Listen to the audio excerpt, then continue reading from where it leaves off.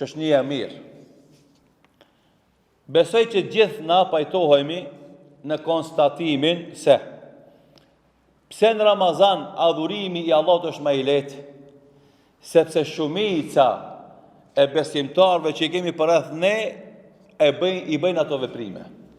Agjerojnë, falin, namaz, teravije, lexojnë Kur'an.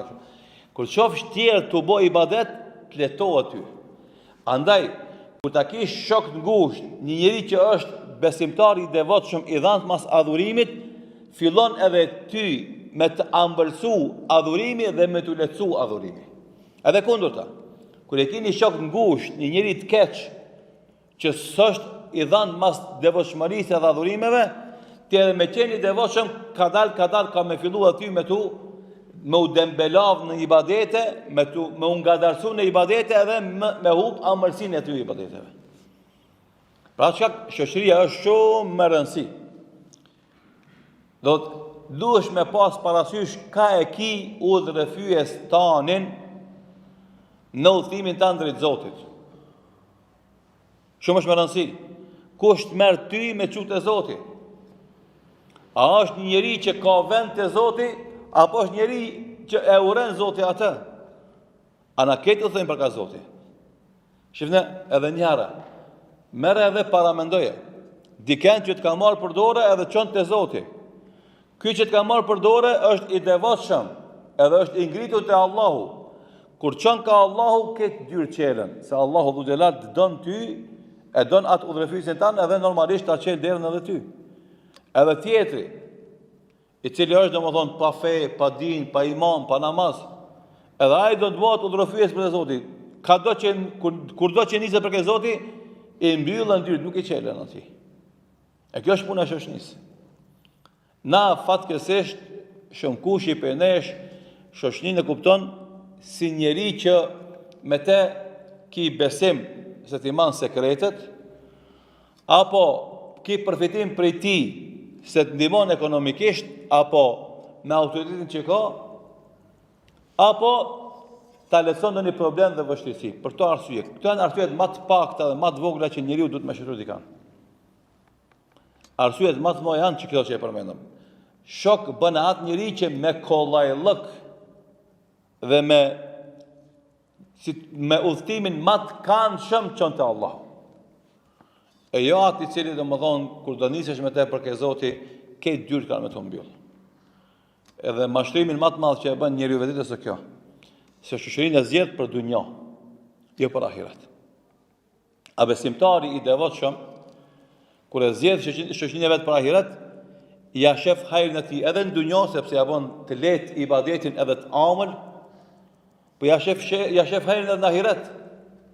Se në momentin që ai ndahet atje për shkak pozitave që secili i ka të vetat, ai masi që ka u rregullu punën e tij, pyetja e parë që ka me parashtu, masi kam rregullu punën e tij dhe familjes së tij të ngushtë, pyetja e parë që kam e parashtu, kam thënë ku kam shokun tim. Jo që vetë çdo ja shef hajrin, ja shef hajrin në ahiret. Andaj nëse nuk je ku është ai, kam me bësh shefat, o Zot ngritë ku jam unë. Zoti mos e boft nëse i në xhenem, kam me bësh shefat, kam me lut Allahun xhelal, o Zot shpëtoi pi xhenemit shtinë në xhenet. Andaj shumë është më rëndësi njeriu ka e bën shok. Shumë është më rëndësi. Ja shef hajrin shokut mirë edhe në dunjë dhe në ahiret. Dhe ja shef sherrin shokut keq edhe në dunjë dhe në ahiret.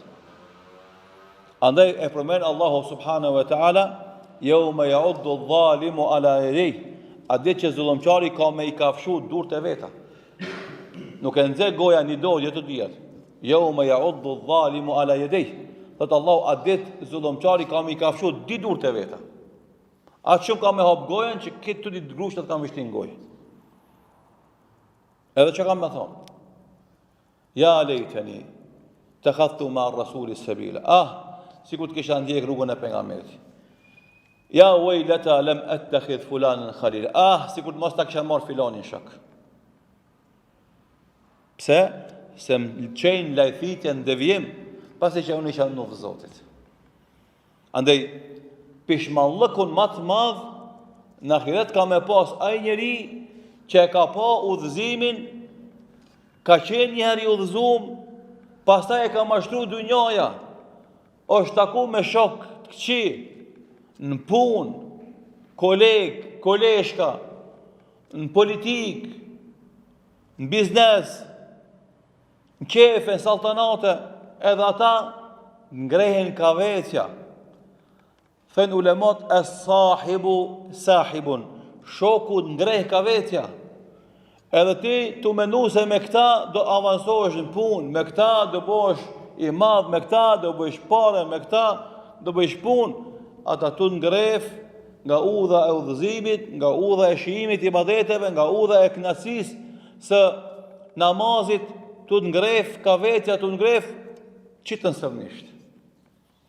Ishe i udhëzum, ishe me namaz, kishe frikë Allahun, i rujshe haramit, nuk lejoshe vetvetes me bo gabimet mdoja, as dvogla, tu largu, tash ma se ki gale arin tavolin me alkohol, a të thot prek pasuri publike, a le namazin pa fal, a nuk të regon kujdes për gruan dhe fëmijët e tu, a nuk të regon respekt për nanën e bon, hiq mos e ki gale.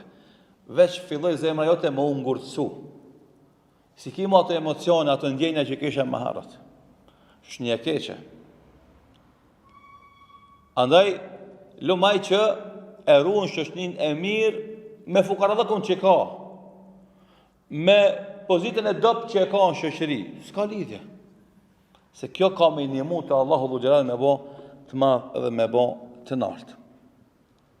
Andaj, shoqënia është e vërtet, ose shoqënia e mirë është ajo shoqëni kur ti e shef atë shokun, ai ti mëson një ajet kuranor, ai të mëson një hadith pejgamberit sallallahu alaihi wasallam, ai të mëson një mesele.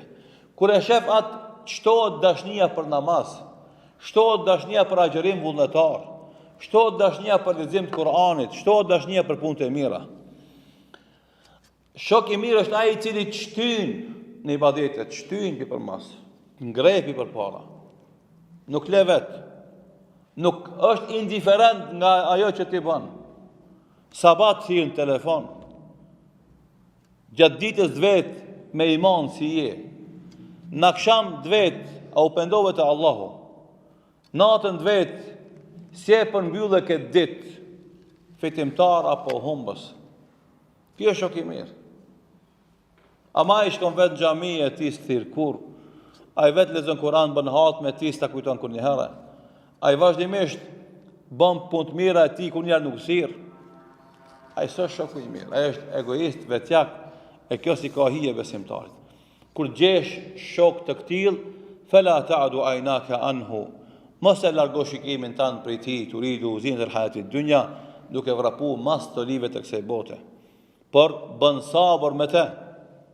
Mund të me të duk fillim e rand, tempoja e rand, kërkesat e tia të shumta, s'mund është me përmbajt.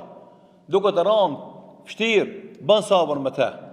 Bën sabër me ata që e lusin Allahun në mëngjes edhe mbrëmje, këtë për me fitu kënaqësinë e Allahut dhu xhelal.